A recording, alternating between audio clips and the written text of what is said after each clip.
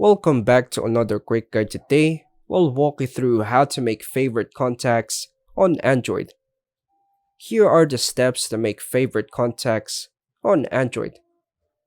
First, open the phone app on your Android device. Tap the Contacts tab or open your Contacts app directly. Scroll or search to find the contact you want to favorite. Tap on the contact's name to open their profile. Look for a star icon at the top right of the screen. Tap the star icon to mark the contact as a favorite.